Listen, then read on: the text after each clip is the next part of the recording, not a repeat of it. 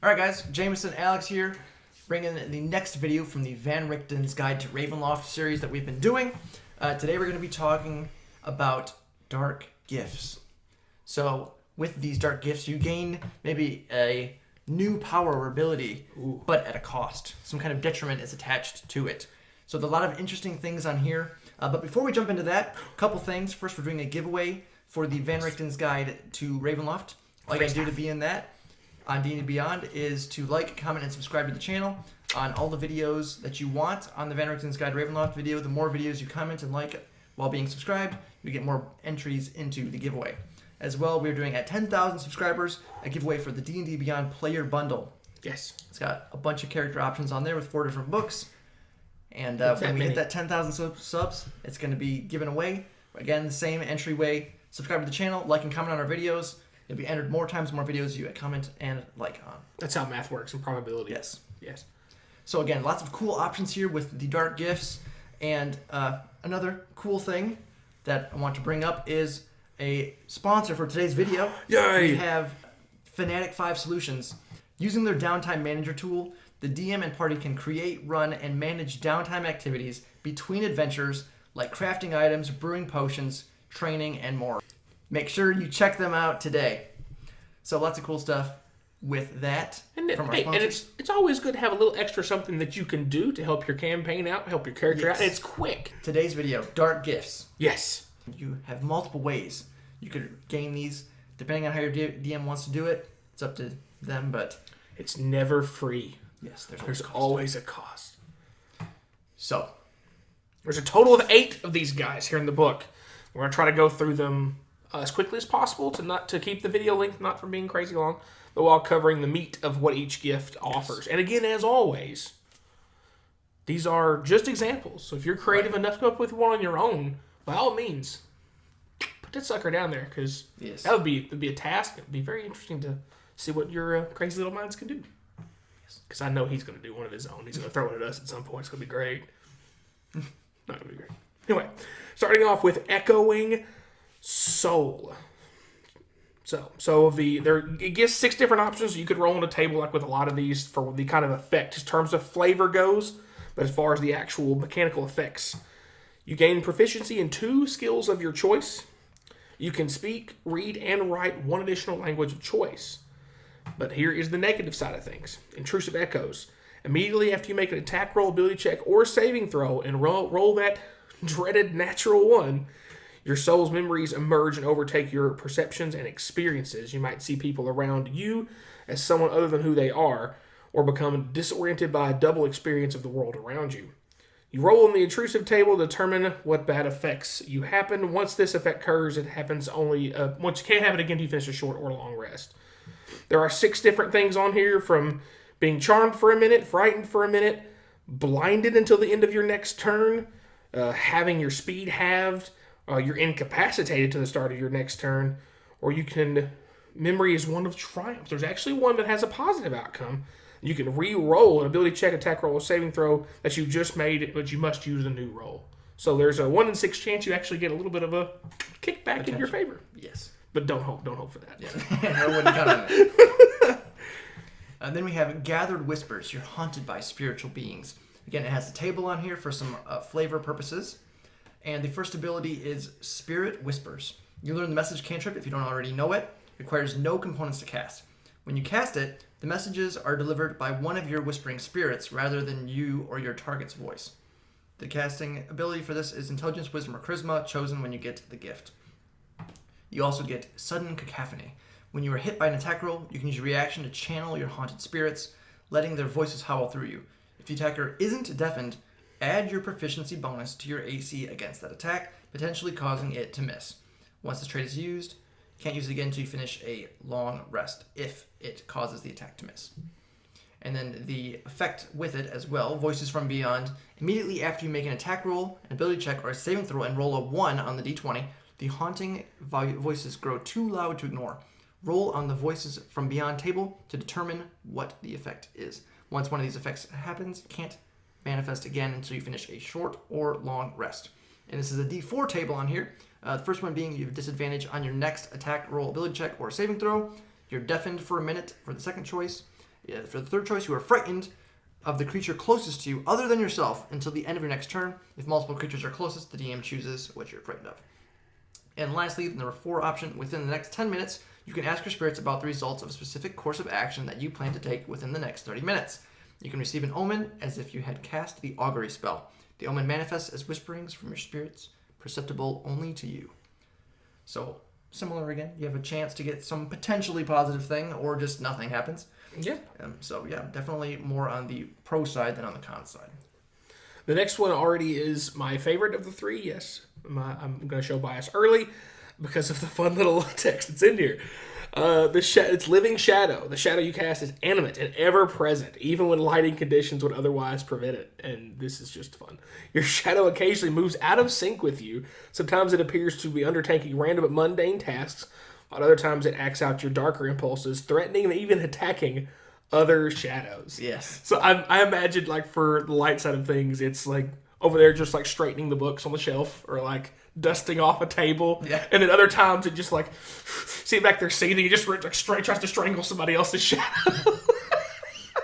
Yeah. That would be so great. I want this one. Be some fun things to play around with. Okay, so for the actual effects you get, Grasping Shadow, you learn the Mage Hand cantrip if you don't already know it, and require no components to cast it. Spellcasting ability is Intelligence, Wisdom, or Charisma, your choice. And it does say the hand is created by the spell is shadowy, but is not bound to your actual shadow. So it's not like your actual shadow is reaching out and grabbing something, but it just kind of looks like it's a shadowy, ghosty figure, a hand. Also, you have Shadow Strike. When you make a melee attack roll, you can increase your reach for that attack by 10 feet. Your shadow stretches and delivers the attack as if it were you. You can use this feature a number of times equal to your proficiency bonus, and regain ultimate uses when you finish a long rest. That's very, very fun. I do like that. Yeah, for good one. any martial class, that's fun. Yeah. Because you're also if you're also not in melee range, you can reach out and smack somebody and not have to be in their melee range, make them come to you. It's like a bugbear with a halberd with this. Yeah. It reaches like forever. It's like 30 feet. Yeah, it's fine. It's fine. But the bad side is Ominous Will. Immediately after you make an attack roll, big check, saving throw, roll that dreaded natural 1 again. Your shadow exerts a will of its own, and it might assist or hinder you or those around you. The next time you or a creature within 30 feet of you can see, makes an attack roll, big check, saving throw, roll a d4. The number is odd. Reduce the total by the number rolled. If it's even, increase the number by the number rolled. Once this effect occurs, it can't happen again for a short or long rest. It's not so bad. So no other random things. It's just like your shadow's either going to reach out and like help you land the hit, or somebody else land the hit, or it's going to be around there and like poke you right in the ribs right as you're going to swing your sword. Right. Like, ow, no. Yeah, pretty much. Yeah, but by far my favorite one so far. Yeah, and as you've noticed so far, most of these have been definitely more on the pro side than on the con side. Yes. But we'll continue. The next one is the Mist Walker. You can navigate the mist successfully, given enough time and a little luck, but this freedom comes with a price. If you remain in one area for too long, the mists find you and drain your life force. Ugh. It gives another table on here for some flavor for the Misty Travels origins. And the first ability you get is Misty Step. You can cast the Misty Step spell, requiring no spell slot, and you must finish a long rest before you can cast it this way again. Your spellcasting modifier is Intelligence, Wisdom, or Charisma, chosen when you get the Dark Gift.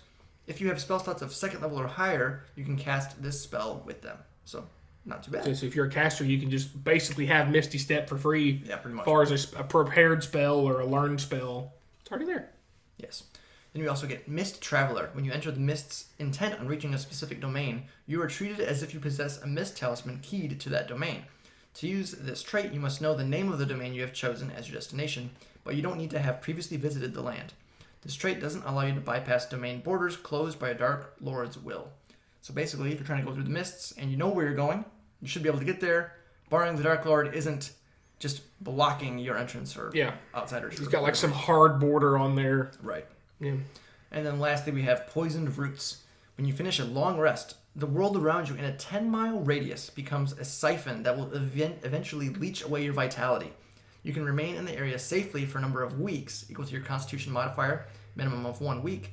Therefore, after each time you finish a long rest in the area, you must succeed a DC 15 con save or gain 1 level of exhaustion that can't be removed while you remain in the area. Ooh. So you can't stay put for too long, though it is weeks. So In most places, that's probably going to be fine, barring your whole campaign takes place in a certain period. In a town, yeah, in a big city. Right. It's going to be a problem. So, yeah, it's definitely interesting on there, but depending on the campaign setting, that could be great or very dangerous. Or terrifying. Yes. Next up is Second Skin. It's another side of you that most people never see. I immediately think Dr. Jekyll, Mr. Hyde set up here. When you show this side of yourself, you might become another person entirely, a celestial-like avenger or a walking nightmare. And I suggest, again, there's a table you can roll on there, or be creative, think of one yourself. Mm-hmm. Starting off, you have Transformation. You can cast Alter Self to the spell to appear in your second form. When you do so, you gain the effects of the spell's change appearance option. Cannot end it to gain the benefits of a different option. Casting Alter Self in this way requires no spell slot, and you must finish a long rest before you can cast it this way again. Spellcast ability, once again, is any of the three, your choice. If you have a spell slot of second level or higher, you can cast them with them as well. When you cast Alter Self using this feature, some cosmetic aspect of your second form remains after the spell ends. This visually marks you unless you actively hide or disguise it. The mark is perceptible changes such as a scaly skin, stunted wings, eyes without pupils or horns. The mark fades if you finish a long rest. So if you've all of a sudden just grown a tail or something, you gotta have it tucked away until you finish a long rest. And then you have the other part, which is involuntary change. Certain circumstances can activate your dark gift. After you experience the catalyst, start of your next turn, you must see a DC 15 Charisma saving throw, or use your action to cast Alter Self as described in the transformation trait, even if you've already used it. Then you roll an option on the change catalyst table to determine what triggers your involuntary change. Could be anything from a couple examples: particular phase of moon, the sound of ringing temple bells, or particular melody. Yes. That's that whatever lullaby puts you to sleep as a kid. Mm-hmm. Now it makes you go wild. Yeah, something. So that one definitely more on strictly like an RP kind of thing, because it's just messing with your appearance. It's not really changing your combat, good or bad either way. Right. Yes, for sure. And then probably my favorite amongst all of these, Symbiotic Being. A second being resides within your body along with you. It manifests physically somewhere on you and relies on you for its survival. At the same time, it offers you assistance and knowledge. There's no way to rid yourself of the symbiote while you have this dark gift.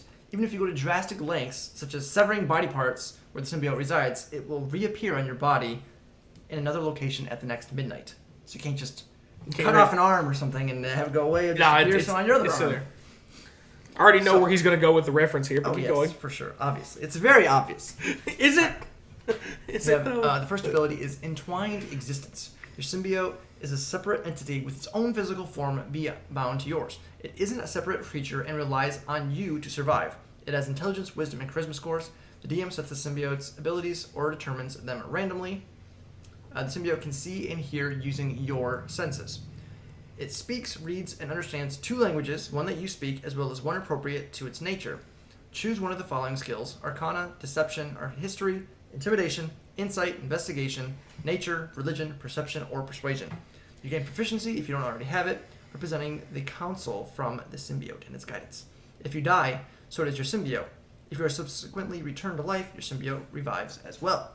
So you're not getting rid of this thing. Yes. I think it's kind of interesting that it shares a language with you, because that's how it's... I think of it as that's the way it's communicating with you, because it shares one of your languages. Yeah. So, and then the second ability is Sustained Symbiosis. Your symbiote has a vested interest in your survival and takes steps to ensure it.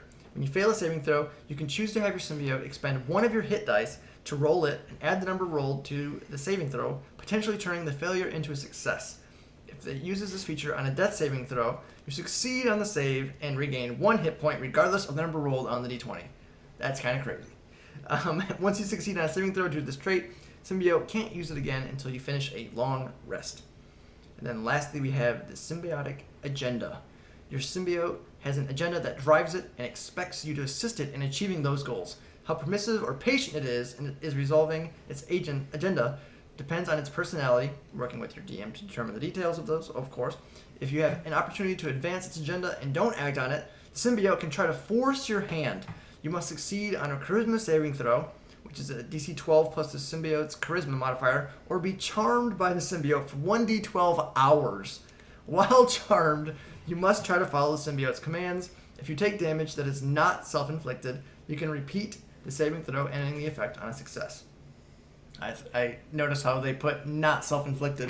They're just going to be like, I punch myself. It's like people talking about raging and hitting their own character. Yes. So no, wizards say no. You have to have outside force. Non-self-inflicted damage. And then you can roll on the agenda for some ideas, or of course come up with your own. And some of the ones on here, symbiote seeks to destroy a specific type of beings, such as fiends, trolls, or paladins. I love that. That's so great. Fiends, like a whole creature category to trolls, a creature type to paladins. Yes. Maybe there's a paladin in your party, make it even better. Yes. So, yes, please. I hate that guy. Kill him. So yes, goody two shoes. Obviously, the first thing you have to think of is like you think symbiote, you have to think venom. You know, that was a given. So that is just such a great way to like incorporate officially. Like you can have a venom type character in D&D, and you can do some really great stuff, especially if whatever their agenda is again maybe something something really stupid or really or it could be something really crazy. Like they have to, if they ever see like a halfling, they have to eat it. Like, just crazy stuff. So you're like, you see like some guy's talking to you, and he's like a halfling, and you look over and your party member is just sweating because it's trying to resist the urge to just eat this guy alive, you know? Yeah. So you can do some crazy stuff with that. I think there's some real fun that can be had there. You can keep it lighthearted. You're like, he just hates the color green. Right. It's like if he's out in the grass, he wants to just like burn all the grass because it's green. Or you see some shop sign, he has to like paint it. I don't care what color it is, just keep it green. Fix it. Fix it now. Or he just like constantly like poking the inside of your brain like, ow, quit it. Yes, definitely. Schizophrenia to the extreme, essentially, is what I can think of with this. And the penultimate ability on the list, Touch of Death. Your touch is pain, harming whoever you come in contact with. The deathly power within you is beyond your control, affecting any who touch your bare skin. Terrifying. Death Touch. You can focus your deadly touch against your foes. As an action, you can make one unarmed strike. On a hit, the target takes an additional 1d10 necrotic damage. This damage increases by d10 when you hit 5th level, 11th, and 17th level, so capping out at 4d10 total damage. And there's no limit on that. That's just as an action, make an unarmed strike for 4d10. Bam. All right. Also, when you hit a target with an attack roll and deal necrotic damage, you ignore the target's resistance to that damage. So it allows you to, I don't care if you an undead lich, you still going to get smacked by this necrotic punch. And then withering contact, when you start your turn grappling a creature or grappled by it, the creature takes 1d10 necrotic damage. Yeah. Just all the time. Yeah, that's it. It's simple, straightforward, it's angry, and it's evil. I mean, that's not really too much downside to that at all, is there? There's not really anything downside to that. Unless you're trying to like hug somebody. You but like, I guess really the whole negative is like you can't like RP. Touch it's like people. You don't want to touch. It's like bubble, personal space. Right.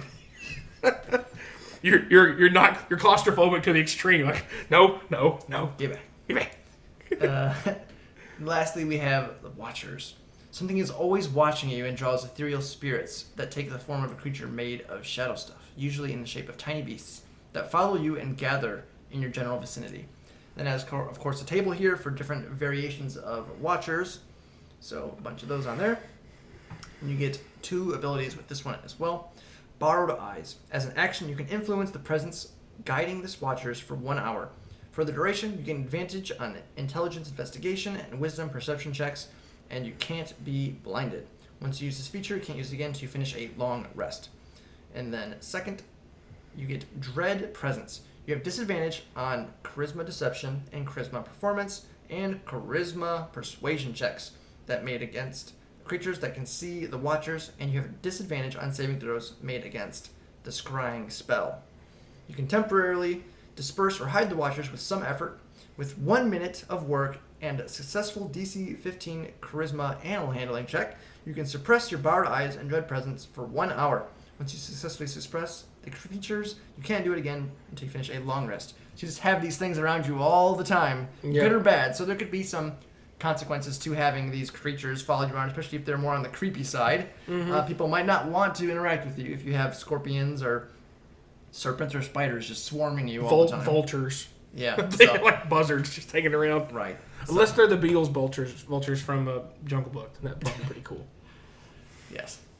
Well, those are all of the dark gifts. Some definitely interesting ones on here. Yeah, there's a lot of wide-ranging things. Right. From some that really don't have any negatives at all, as far as mechanically, to some that can be really bad if the bad things go bad, and some that, can actually turn around if you get unlucky by rolling the nat 1 and then lucky on the other dice, and it actually ends up being a good thing to help you out, negate your negative.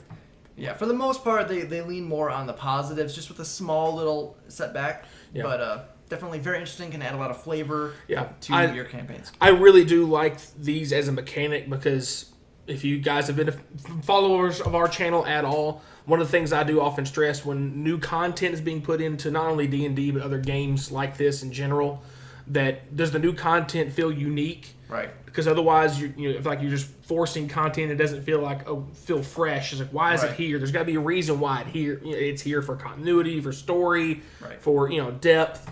Why is it here? And of course, with the theme, all this stuff, this stuff fits well. And the Dark Gifts, I think, is a very interesting thing that fits not only thematically with the book, but as a new mechanic that can be further used in different settings, maybe in other ways, besides just, dark gifts. But I really do like this mechanic as a whole. Yeah, I do as well. I think it's very interesting.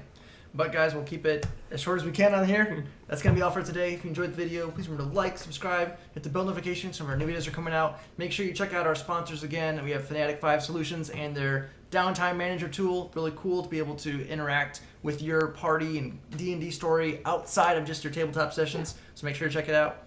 That's going to be everything for today, guys. As always, thanks for watching.